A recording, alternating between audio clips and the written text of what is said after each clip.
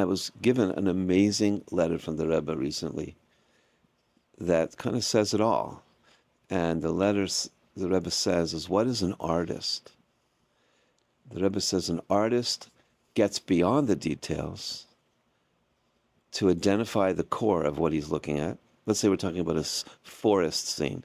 So he gets beyond the details, sees the core of the forest scene. Let's say it's a spring day and it's warm and things are budding and, that whole thing.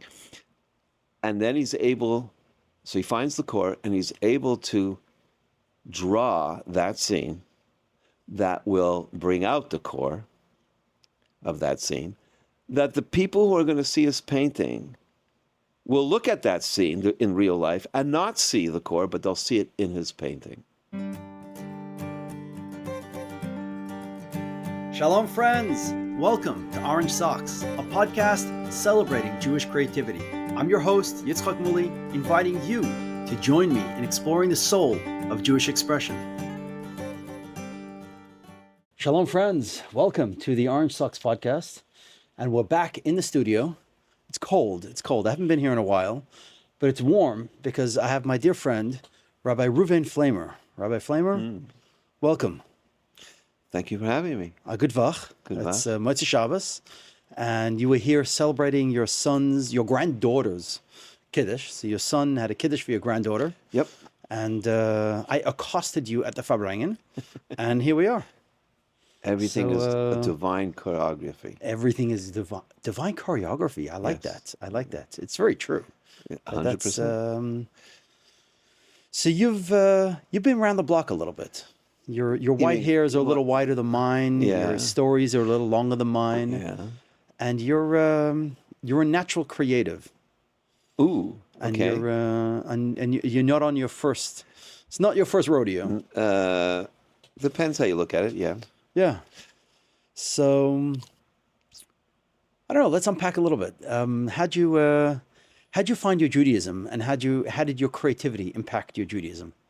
That should be enough to get you started. Oh my gosh. I never thought of finding my Judaism as being part of my creativity. I certainly didn't think about that at the time. Unless you say seeking is creativity. I was back in Montreal, where I grew up, see this 18-year-old guy.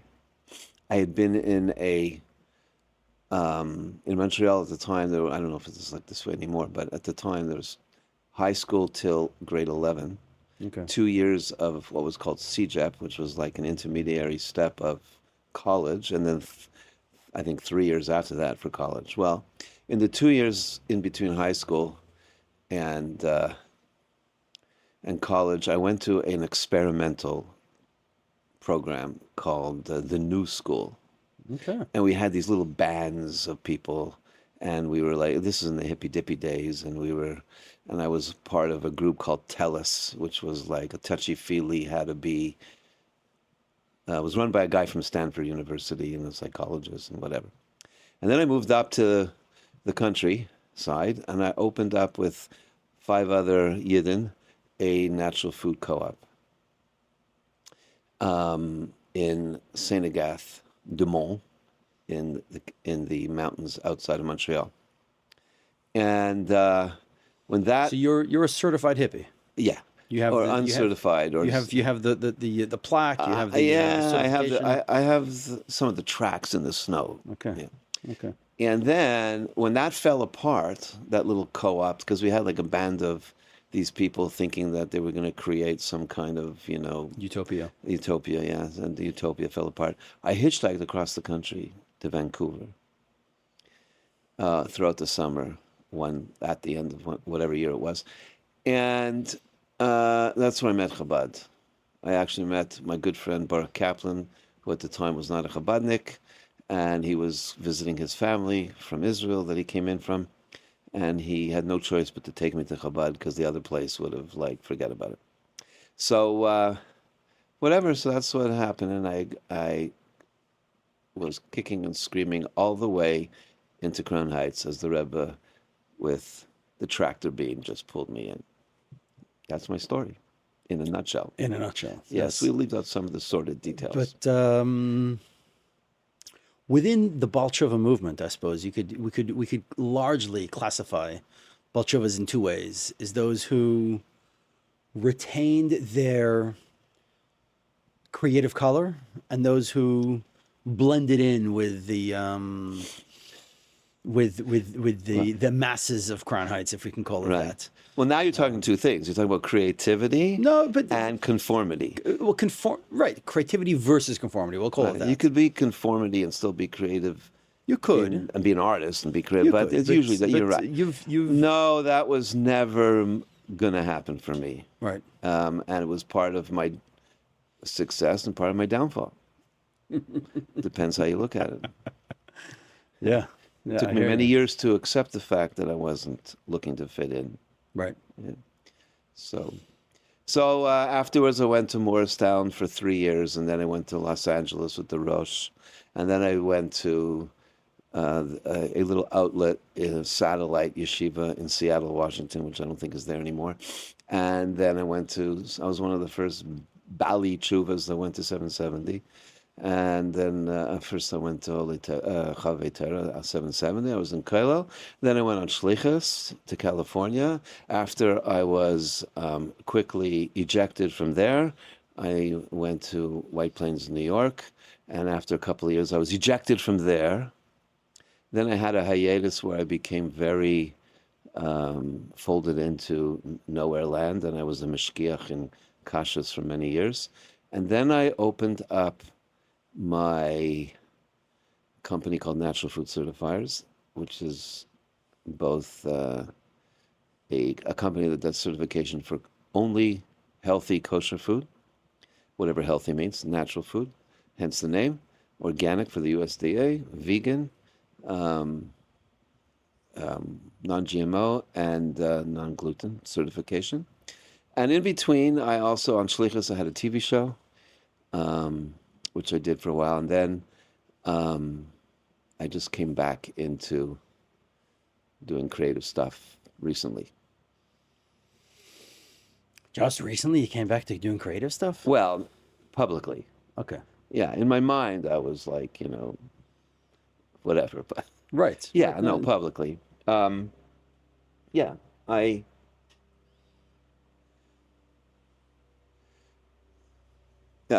did something for a while, and then I had a studio in Crown Heights that I was trying to start up, and during the hurricane that somehow went all the way into the middle of Brooklyn and backed up the sewer system, backed up into our studio. Oh, God. And the guy who was the sponsor of that studio didn't have insurance.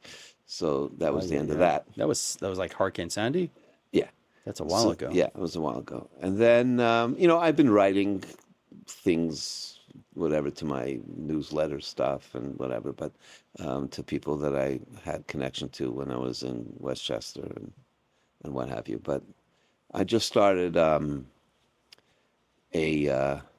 have a program called Studio 262, and we were doing, I'm writing a few scripts for TV.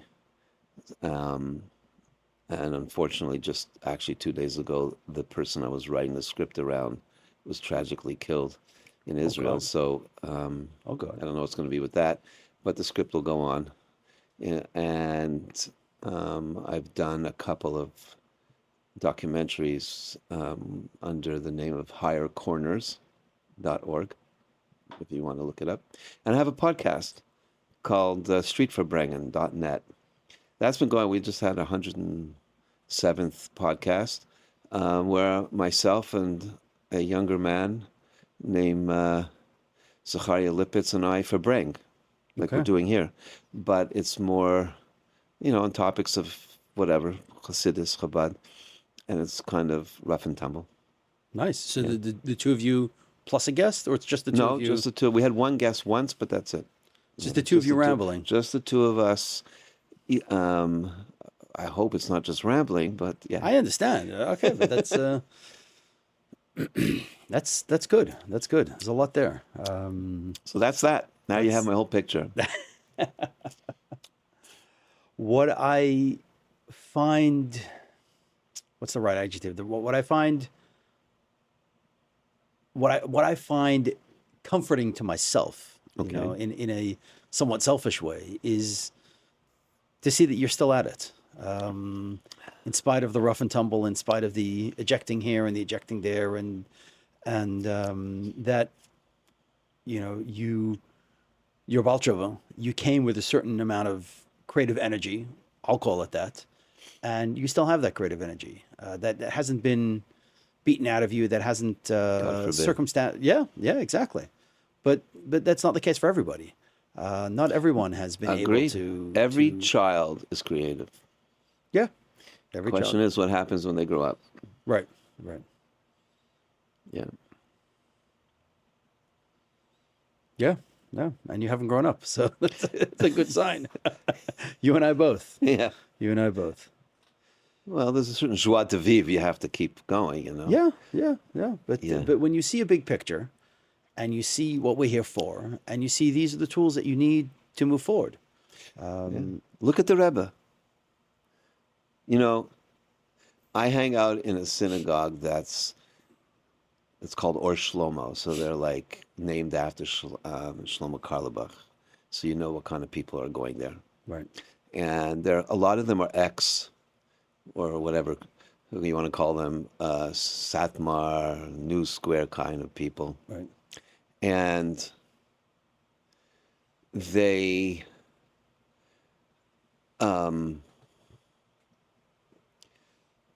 looking for that creative spark, right? That's what they're looking for. Right. And they think, in their mind, that Chabad doesn't have that creative spark, because they think Chabad is like intellectual dissertations or something. Right. And I think a lot of Chassidim think that, or whatever we call them. Well, in a way, Chabad, as opposed to other forms of Chassidim, are supposed to be intellectual. The whole Chabad Chachma No, B'das. I think that's a misunderstanding. Okay. I was reading a book by Sidney Lumet, if I got the right name. Sometimes I play around with names by mistake. But Sidney Lumet was a director, producer in Hollywood. And he has a book that he wrote. He's passed away, but he has a book that he wrote about the art of producing. And he said writes something that was very interesting. He's warning the director how many times you're going to have to fly by the seat of your pants because things change. Like, for example, he gives an example. They shoot in Central Park. They go to eat lunch. Now it starts snowing. Right.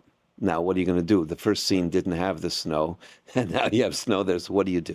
That's the example he gives. But in any case, and he says there's a lot of improvising when you have a problem. Right.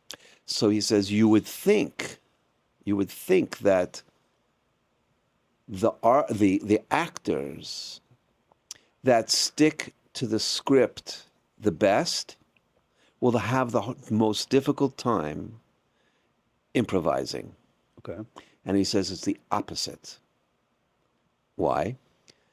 He says because if you know your script and because you know the details of the script and it's embedded in you because you know them off by heart, etc., and you're really good at it, then you get the whole essence.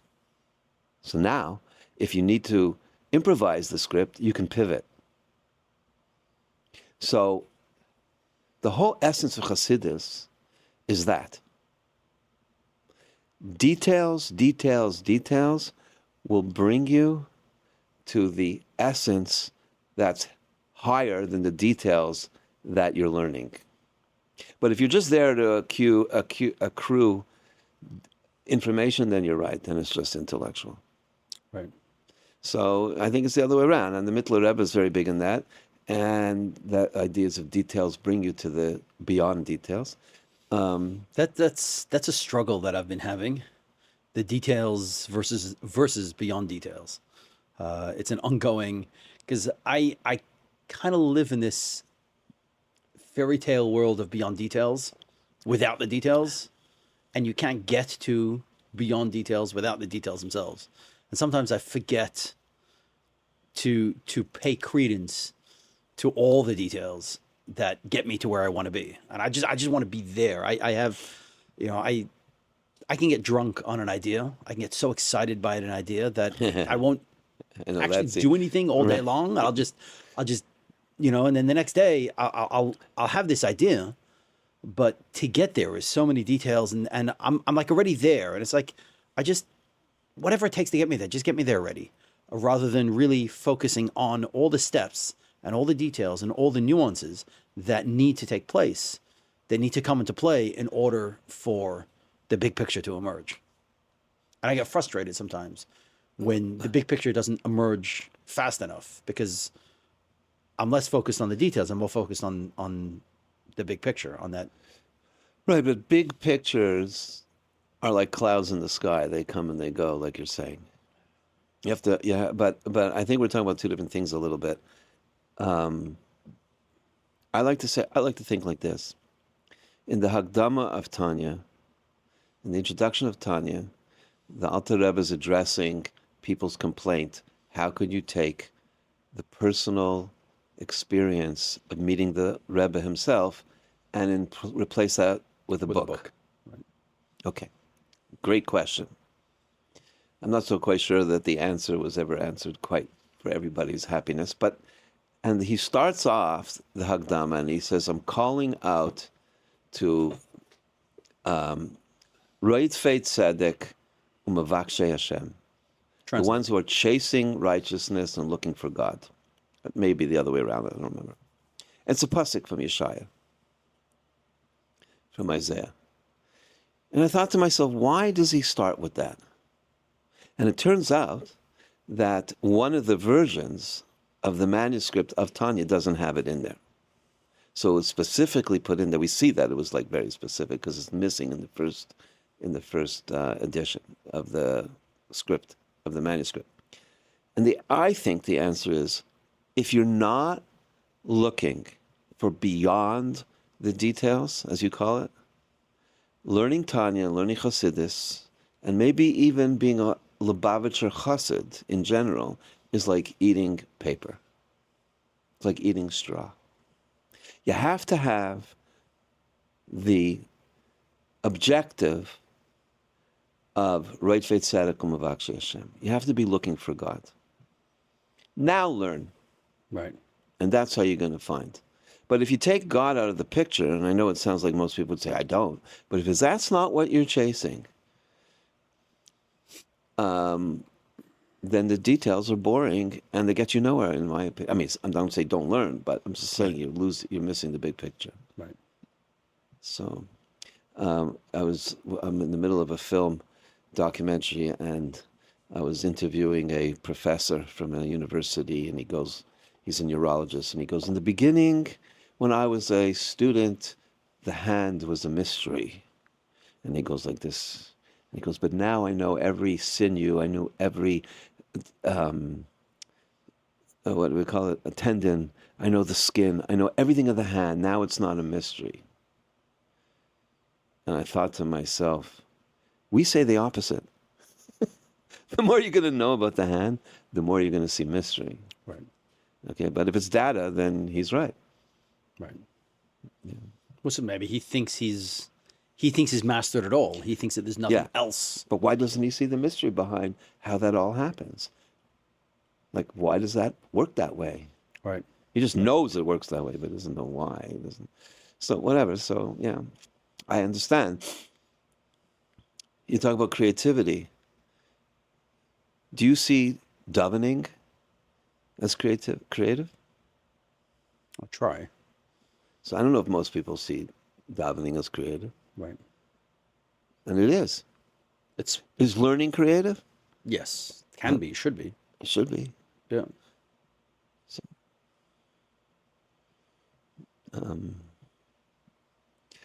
yeah. So what drew you to film?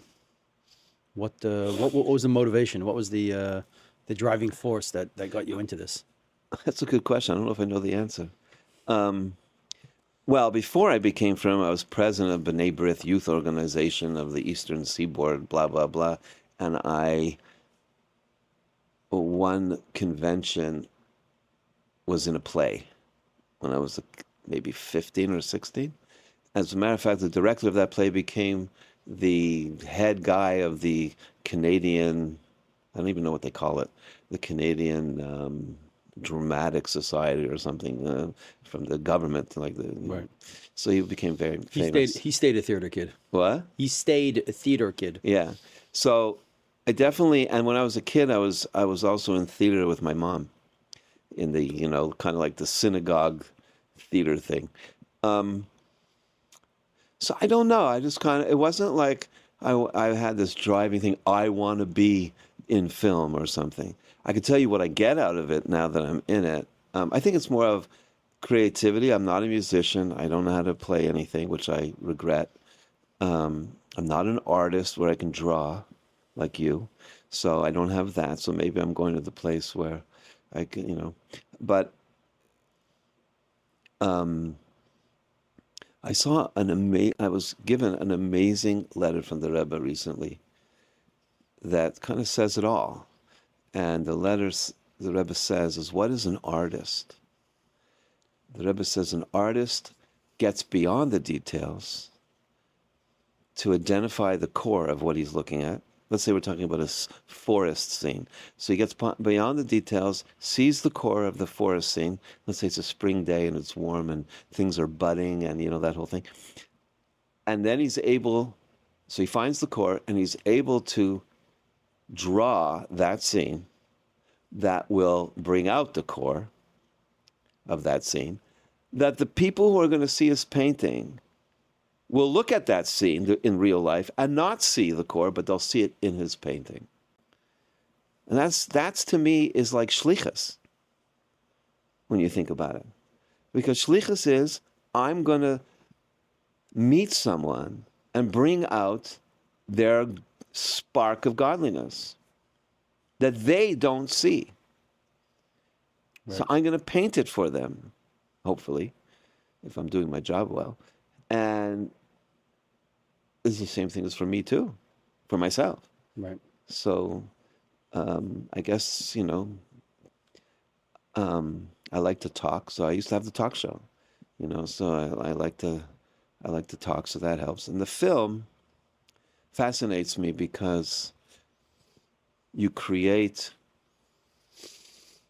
when you look at a film, I never analyzed movies before till now. Right. And it's like there's a scene and there's, let's say, a breakfast table and there's 5 chairs and there's 3 plates and there's this kind of refrigerator and there's the clothes that the people are wearing. All of that is scripted. You're creating everything from scratch and choosing. So one thing that is like, it's a very powerful feeling. That's number one, in a sense, because you're creating a world of reality just out of nothing. And I think that, as you know, I think film today, everything today is visual, right? Right. In our day, radio, or I don't know how old you are, but in my day, radio was, you listen to radio in the car. I haven't listened to the radio in the car, and I can't even remember how long. Right? Maybe 20 years. But there's music, and there's this, and there's podcasts, and so on. So, but everything is, social media is visual. That's messianic, because Mashiach is Rao Kol Baso Yachdav. Everyone will seek godliness. Now, obviously, not everybody is looking at godly things when they're looking at their visuals in the media, but that's the medium today, is visual. So I think one of the reasons why I'm pulled towards film is the impact of the value of that. Even though it's interesting and a little maybe frustrating and ironic that I have a hard time visualizing in my head, which is a big problem if you're going to be writing a script in a movie. But right.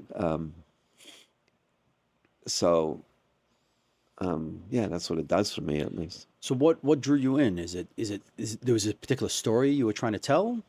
Is there a particular message you were trying to communicate, and you realized that film was the best medium to do that? I don't know if it was conscious decision. I can't say that it was. It was kind of just naturally flowed there. What I'm working on, because I'm working on 2 things. One is a coordination of the 2 things that I'm most involved in which is healthy food and spiritual things. I'm writing a script around that. But the other two films that I come out with, and now we're doing a third one, it's called Higher Corners, is based on the idea that explains to Chassidus that what's a corner of a room, an actual corner. Right. Which wall is it part of? Neither. So Neither. It's a, right. So it's like a concept. It's like Bena Shmashois is like dawn or Dusk, or right. dusk. Okay. So Higher Corners is what's the corner that bridges science and Chassidus? The Rebbe is very big on science is not a contradiction to Torah. Torah is not a okay. Obviously, there's certain things people believe in, but that is a contradiction. But science itself, you just the way I understand it, you're seeing what's out there. Right. Okay, you want to start extrapolating. That's the whole of the story. So what we're working on is I have like this next film that I'm doing is three neurologists, and they're talking about the brain. And then I work with Rabbi Pinson from I don't know if you know from Muncie. And he'll speak about the Chassidic, Kabbalistic side of whatever the discussion is with the scientists. That we interview. So it's, I guess, what moves me is how do you find. Like, I had the craziest situation that came up. As part of this thing that I'm working on, I went into Washington Square Park, and I had a sign standing up, a banner said, "Do you have soul? Do you have a soul?" Or something like, "You got a soul," with a question mark. And I interviewed passerbys. One of the passerbys, I had a great interview with him. And after each good interview, I gave them actually a book, Chicken Soup for the Soul. Okay. He shakes my hand. Then he gives me his name. I said, "That's a strange name." He says, "Look me up on YouTube." Literally 2 days later, as I'm looking at the video, this guy was in the story with North Miami, or wherever it was, Miami Beach, when guys went into some kind of discotheque or some kind of place screaming Heil Hitler. He was one of them. He was a famous anti-Semite. I don't want to mention his name. And he was now with him. Sitting, one of the perpetrators. Yeah, one of the perpetrators. Oh, yeah. And I said, my gosh, what's the chances of me interviewing this guy in Washington Park, who's very nice to me, and now he's screaming out Heil Hitler 2 days later, and he's an influencer, right? So,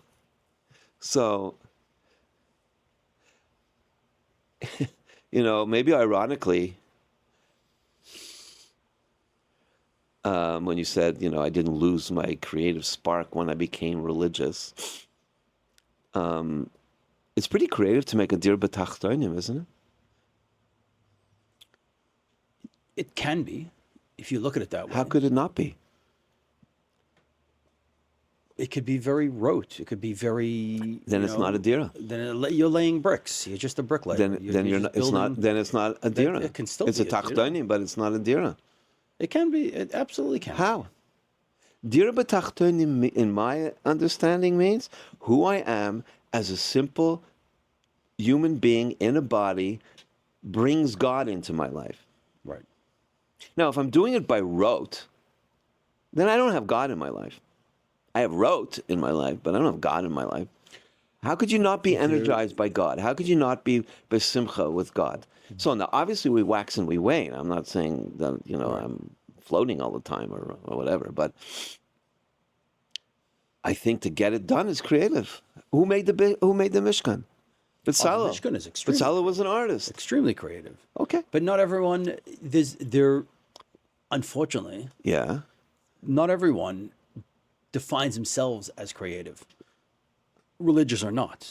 I mean, take religion out of it. There's a lot of people who just live their life by rote. So when they're given a task of raising a family, they're still living their life by rote. When they're given the task of whatever it is, they're living their life by rote. So when it comes to dir b'tachtonim, to creating a dwelling place for God in this world, they're doing it in the same rote fashion that they're doing everything else. Not everyone is blessed to feel their creativity. I believe everyone has creativity, Okay. but not everyone is blessed to be able to express it, to find it. And I'm not express talking it. about creativity that you're an artist, a filmmaker. No, I'm talking about, like you said, you're raising your family. That's creativity. That should be creativity. Yes. Yeah. I think the only reason why people don't feel that way is because, like you said, they don't identify themselves as Right. being creative. It all comes down to, are you, again, roid veit tzedek umavakshe Hashem? What's your identity? You're here to conform? Is that what we're here for? Is that what the Rebbe asked for?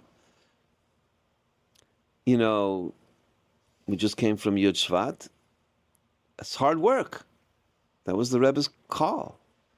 This is going to be hard work. I'm not going to do it for you. Is it creative to go to a tzaddik and expect a blessing?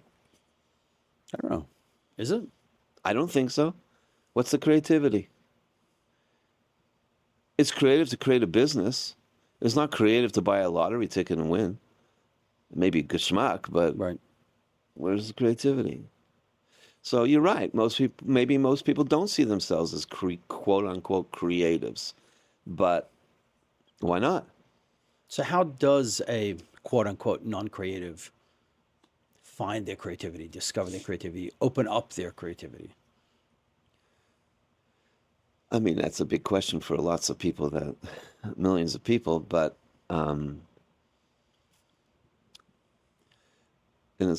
I think the first step could be, obviously you have to want to, even if you don't even know what it means, and make it your objective. I think what stops people from being creative is the element of risk. What's going to happen on the other side of my creative moment? You know, what is it going to mean for all the years till now, for example? You know, person grows up and he has a job or she has a job and they spend 20 years in their job and now they want to go sell their house, get on a motorcycle and go across America. That's pretty creative in a sense. Yeah, if you're willing to do, yeah. But if there's if a you're big willing risk. to have that first thought, that's But there's a big, the first thoughts we all have. not everyone. I I think everybody has in their heart. Not everyone dream. has those big thoughts. It doesn't have to be big. To travel cross country on a motorcycle. No, that's big. That's big. Yeah, fine. It doesn't have to be earth-shattering. To Let's truly entertain Let's that talk thought. about us. Okay. To sit down tomorrow morning before you daven and say, I am going to quiet my mind for 1 minute, and I'm going to think over one line of Chassidus that pops up in my head, whatever it was, for 5 minutes, is like the guy who gets on his motorcycle after he sold his house and goes across America. If you haven't been doing it. I don't think it's that earth-shattering, but yes, I think we should... You know what? For that guy, it could be earth-shattering. No, for us to spend 5 minutes Yeah, thinking... it could be earth-shattering for the guy. Obviously, it's more dramatic, the other example, but I'm saying it's creative. Right. It's taking a risk. Maybe I won't be successful. Maybe I'll find out there is a God that I've been ignoring. Or maybe I'll find out I can't find him yet. It's also a risk. If I'm really looking, if I don't look, then there's no big chiddush that I don't find them, so everything is good status quo, you know? I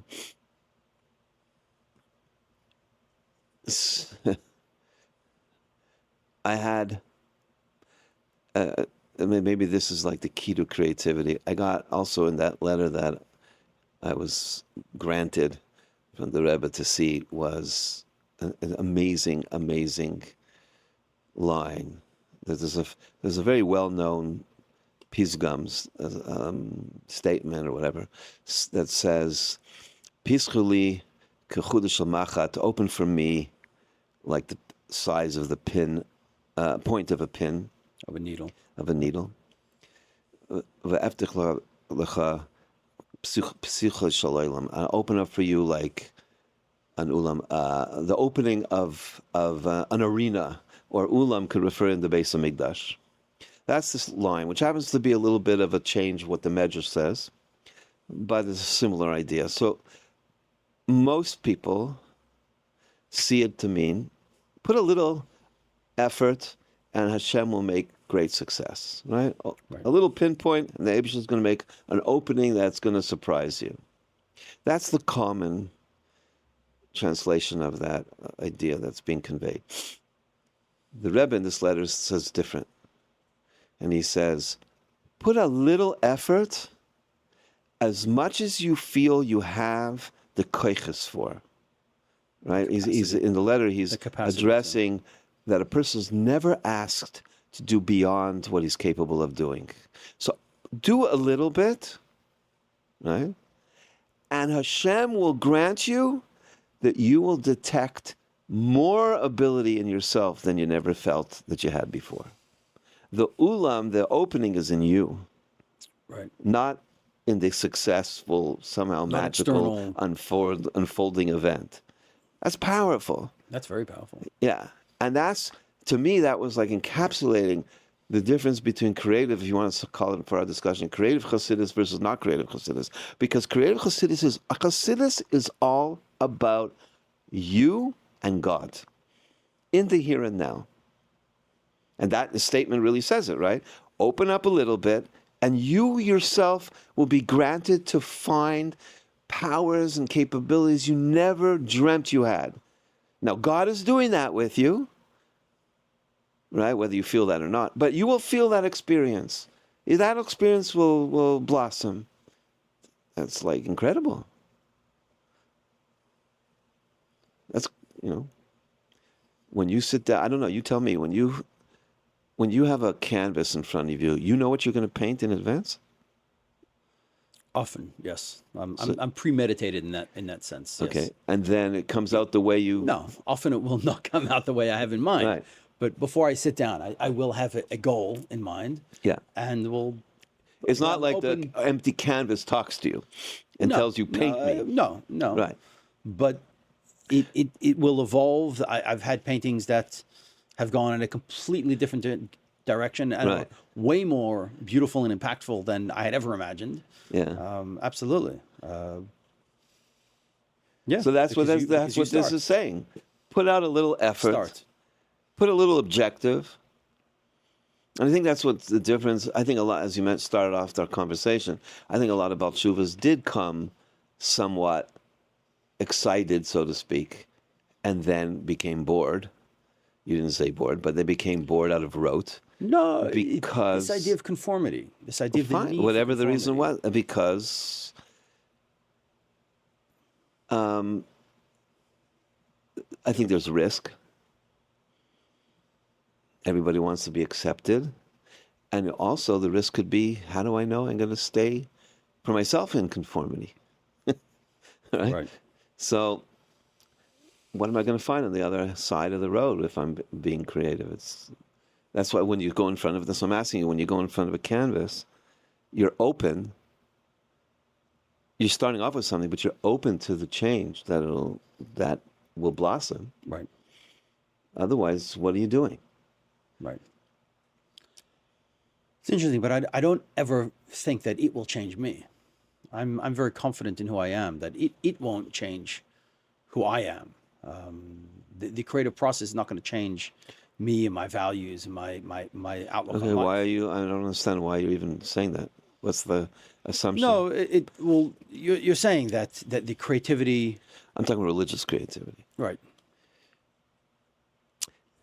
One of the phenomenons that came across historically in the last few years was this. I always refer to is the call of the shofar phenomenon. Okay. Right? Or this, now my second film that we did was on psychedelics, called Psychedelic Chassidim. Okay. Okay.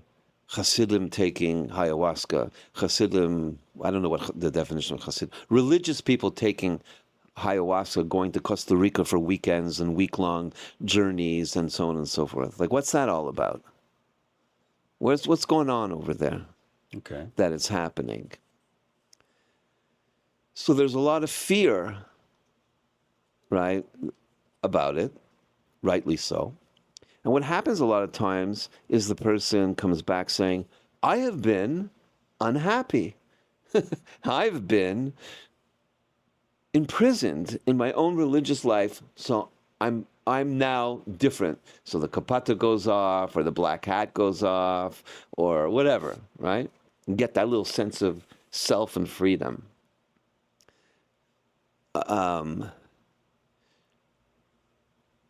When you go, let's go use the example. When you're drawing on your canvas or painting, whatever you do, are you limited by the canvas, or does the canvas allow you to find places in yourself that you're even surprised when you finish the painting? No, hopefully. But so are you going to say that changed you? No. No. Okay. So I think people make, with this ayahuasca thing and all that kind of stuff, they're making a mistake in what they think is the creative process spiritually. The way, I'm not an artist like you are, but the canvas allows me to express myself. Right. And things come out in the expression that maybe surprise me, but it's me.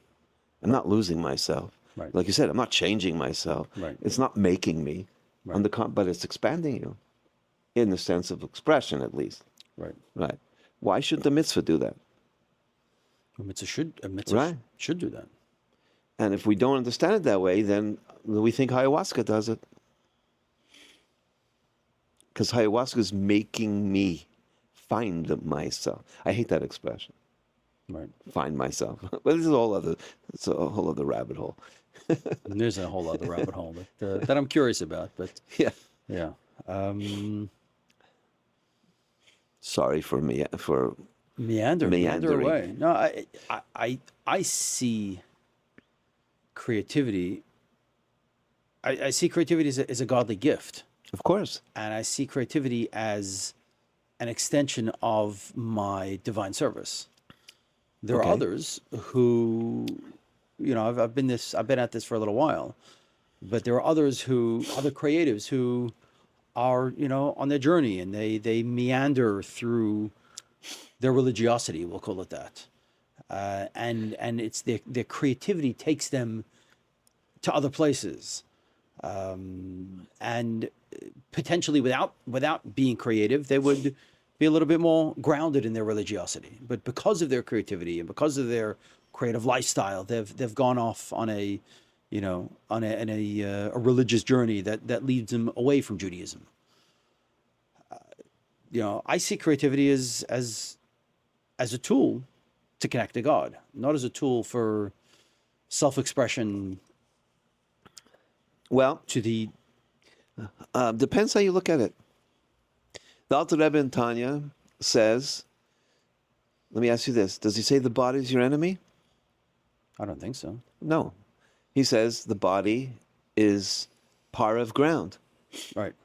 You have a godly soul, you have an animal soul. Right. Both want to express themselves in the body. Your body is your canvas. Right. Okay, which one are you going to express? Which side of you are you going to express? They're both you. Right. So to go and express yourself by doing the opposite of, let's say, from a Jewish perspective, Torah and mitzvah, so then obviously you're choosing one side and not the other side. Right. I think, that's also another rabbit hole, how we started off saying every child is creative. Right. The question is, how do we beat it out of them? Like one of my pet peeves, I do subbing sometimes, particularly in a high school, in girls' high school, but in other places I've been. Like there's a new phenomenon in Chabad, I think it's new, and it never was in my day, and that is a test on chapter 1 of Tanya, and there'll be like 5 or 6 or 10 questions, and you have to answer them. I mean, dude, I was in high school, in Waker High School in Côte St. Luc. and I had those kind of tests, but it wasn't about the subject of Tanya. Right. That's what you come down to, is you want to know whether they learned the data. Right. Right. This is insane. Yep. No, and then when you fail, Yeah, and then Tanya. you fail. Right. then what does it say about you?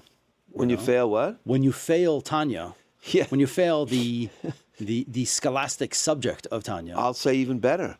What does it say about you when you succeed? No, when you succeed, you feel good about yourself, and Okay, but what is you feel an affinity towards it? No, It's you feel academically affinity towards it. okay, but you hopefully you have You just healthy relationship to it. You just squash the creativity. You're saying that when you succeed, that's the problem. It's I'm even saying worse. When you fail, it's the problem. It's both, but it's even ironically when you succeed. Right. So yeah, I mastered it. I'm a master because I was able to get 9 out of 10 questions, and I got a gold star. And mommy and daddy put my test of Tanya up on the fridge. I mean, say this is what we're teaching our kids. There's a great line that I heard years ago, and it stuck with me at Fabregen, is that children of the revolution don't realize there ever was a revolution.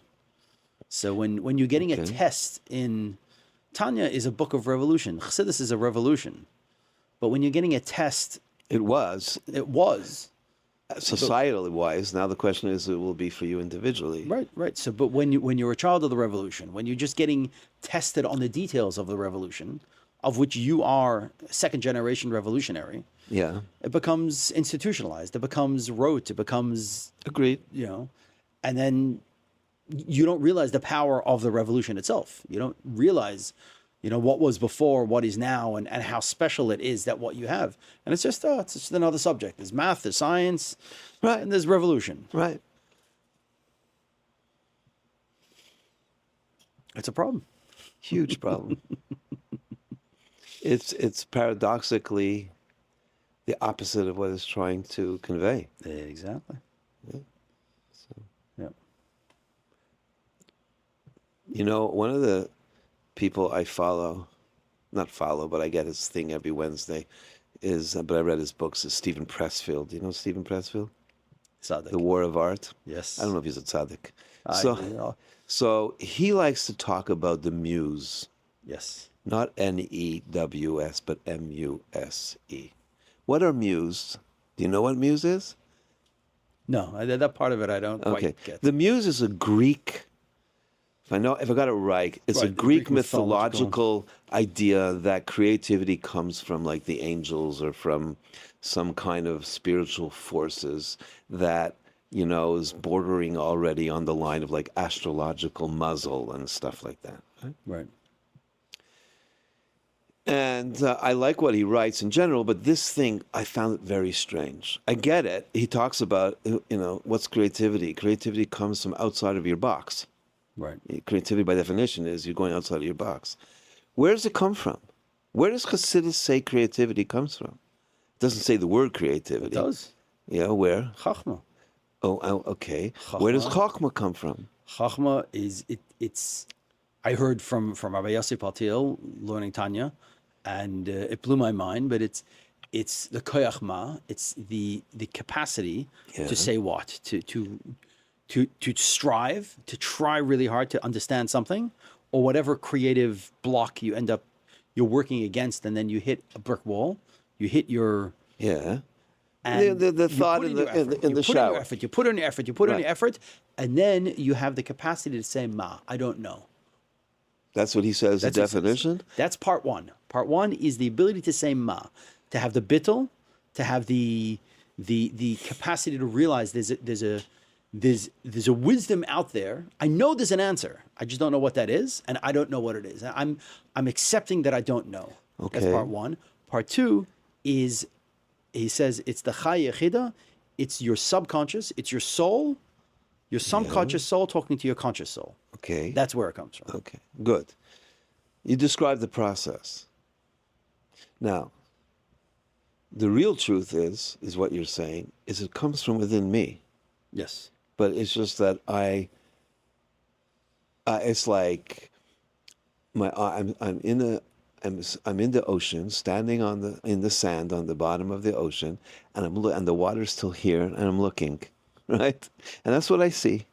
And now there's a whole world below that I don't see, right? And if I go under the water, I'll see there. Okay, right. Except it's the other way around because we want to go higher, not lower. Okay. So it's not muse.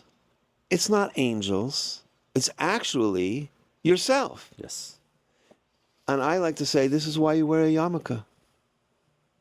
It's not only God, so to speak, is over you. You have higher levels of your own self, which is connected to God. The same. Right. They're together, right? Right. So, and that's creativity. Why does he have to say angels and spirits and all this kind of stuff? No. And what does Chassidus speak about? What you just said. Chachma, l'mayla mina chachma, yechida, ratzoid. Why don't we understand it personally? Because we're basically teaching it to pass the test. We are destroying our own a sense of self and creativity. All right. And that's why we're here. Yeah. We're here on the Orange Socks podcast to upend that and to change that. Orange socks. I get a picture of, like, I don't know, a cat with little socks, but anyways. No, it's a painting of mine. A whole lot of rabbis and one guy wearing orange socks. And that's beautiful. What it's about. Is that you? That's it. Yeah. All right. It's my self-portrait. The man with the orange socks. It's to find yourself in your Judaism. In your orange socks. Find yourself in your orange socks. Find your own. Don't be a carbon copy of everyone else. Okay. Be That's yourself. Dangerous for a lot of rabbis to hear that. Be yourself. Okay. Find your own relationship to God. I saw by the Rebbe, he says in a mimer, when it's a famous thing, it says, everyone is chayav loimer b'shvili nivra ha'olam, for my sake. For me, the world was created. And the Rebbe says, what's pshat? The individualness that I have was why the world was created. Not the world was created for me. Right. Creation is all about your individuality and working with it to make a dir b'tachtonim, right? Yeah. There we go. Well, this was fun. All right, Rabbi Flamer, thank you. You're welcome. So I got two closing questions. Two closing questions. Uh-oh. Number one is, who are three creatives you think the audience should know in all your travels and your journeys? Three Jewish creatives, preferably. Jewish? Preferably. I don't, well, I'm very fond of the musician Moshe Feiglin from Israel. Sure. His music to me is very deep. He was a camper of mine. He was a camper of yours? In a different life, yeah. Okay. We both grew up in Melbourne, Australia. Oh, I didn't realize you're from Melbourne. So I'm not a fan of Jewish, no offense, but of Jewish music. I'm not a fan of I don't know of anything else. I know you. That's about it. I know from about artists. Writing, I don't know. So I can't. If you say like Torah Jewish, I don't have anyone more than Moshe. But I mentioned Steve Pressfield. But in terms of just working past your blocks of creativity, to me, what opened me up to like poetry and what does it mean to stir someone's soul was Leonard Cohen. He's a good Jewish poet. I can still remember when I was 13, 14 years old, running away, so to speak, from my house, going to my brother's house while he was in college and listening to Leonard Cohen albums all by myself all day long. So I go back a while with him. I actually saw him in Toronto a year or two before he passed away. And it was very special. So they have to be Jewish? That works. That works. Okay, those are the two. There you go. Yeah. Okay. Now my last question is, what's your advice for young creatives for them to find their orange socks? My advice, I think this will be a little bit prejudicial, maybe. Don't be creative to rebel. Be creative because it's who you are. That's number one. There's a lot of rebellious creativity, and I don't think that's really creativity. I mean, it's not pure, whatever. It's not the highest form of creativity. And of course, and I'm sure everyone would say this, is don't listen to the peanut gallery because they're going to tell you to shut down. I don't think you're an artist. You know, the starving artist kind of. What's the word I'm looking for? Stereotype. You don't become an artist to become rich, to make money. Like a person goes to school, I'm going to become a lawyer, right? So people are going to tell you if you really feel like you want to just, and you can create and still be a lawyer, right? Or whatever. But it's got to come from inside. I just interviewed an amazing person last week for the piece that I'm doing, and I said, why'd you become a psychiatrist? And he says to me, why is a plant a plant? That was his answer. So he explained it, but yeah, it has to come from here. Yeah, and if it doesn't come from your heart, then something is amiss, and you got to recalibrate. Does that answer? That's it. Okay. Beautiful. Rabbi, Ashikar, Rabbi? thank you.